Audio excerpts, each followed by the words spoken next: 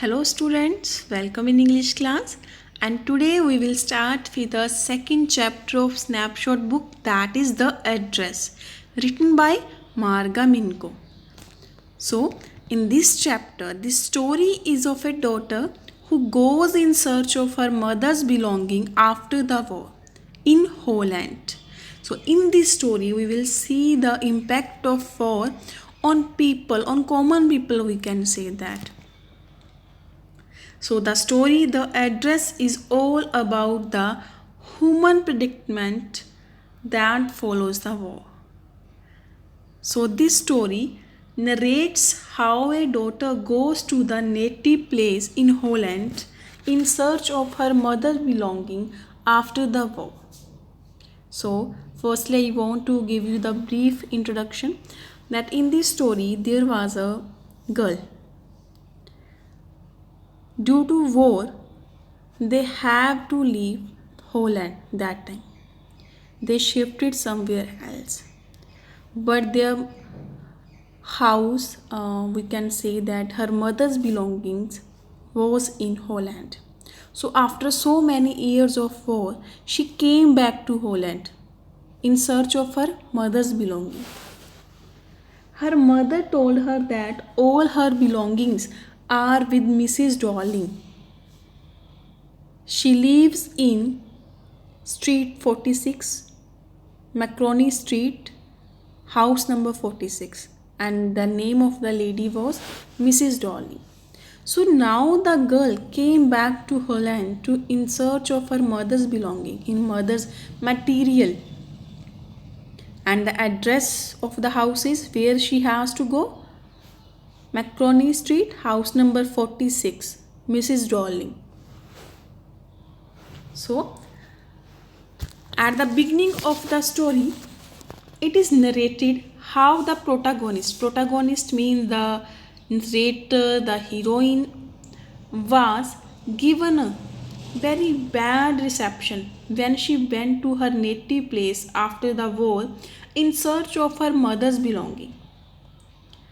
After ringing the bell of house number 46 in Macaroni Street, a woman opened the door. That woman is Mrs. Darling. On being introduced, the woman kept staring at her in silence. There was no sign of recognition on her face. The woman was told by the girl that she was the daughter of Mrs. S. Mrs. S was the name of her mother.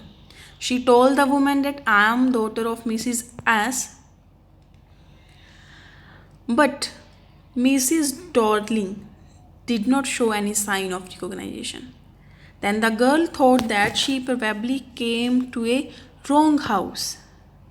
But after some time, she noticed that the woman was wearing her mother's green sweater, which was knitted by her mother. So now the narrator is sure that she could understand that she had made no mistake. She asked the woman whether she knew her mother. But Mrs. Darling refuses to talk with her. She denied this.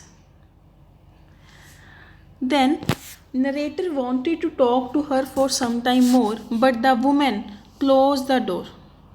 The narrator stopped there for some time. But while she was talking with Mrs. Darling, she saw something there.